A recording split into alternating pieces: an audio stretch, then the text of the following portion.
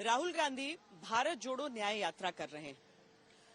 उत्तर दक्षिण को वो भारत जोड़ो यात्रा के जरिए नाप चुके, अब पूरब पश्चिम को भी जोड़ रहे हैं एन चुनावों से पहले, लोकसभा चुनावों से पहले।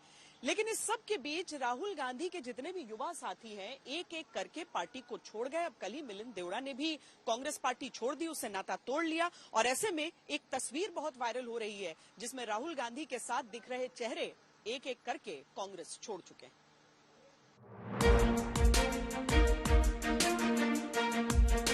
भारत जोड़ो न्याय यात्रा निकालते राहुल गांधी और राहुल के ही करीबी गिने जाने वाले नेता एक एक करके राहुल छोड़ो यात्रा पर निकलते हुए, जिसमें रविवार को नया नाम महाराष्ट्र में कांग्रेस के नेता मिलिंद देवड़ा का जुड़ा।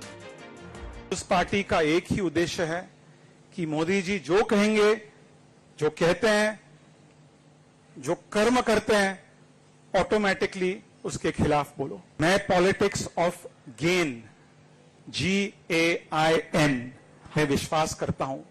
गेन का मतलब growth, aspiration, inclusivity and nationalism.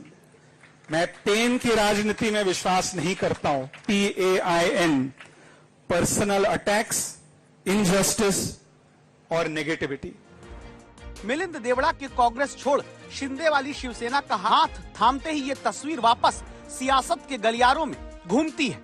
और इस तस्वीर को आप देखिए, जिसमें सचिन पायलट दिखते हैं, ज्योतिरादित्य सिंधिया दिखते हैं, RPN सिंह नजर आते हैं, जितिन प्रसाद दिखते हैं और दिखते हैं मिलिंद देवड़ा।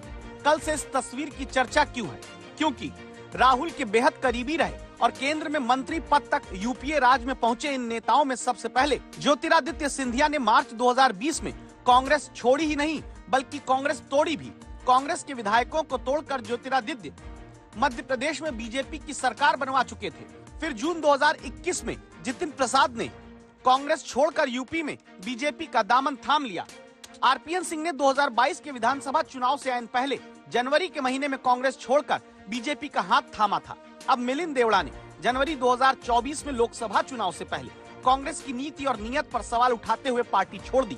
राहुल के करीबियों की चर्चा में रही इस पुरानी तस्वीर में अकेले अब सचिन पायलट बचे हैं, जिनके बारे में कहा जाता है कि BJP से दोस्ती का आधा सफर तय करके वापस वो कांग्रेस में ही बने हुए हैं।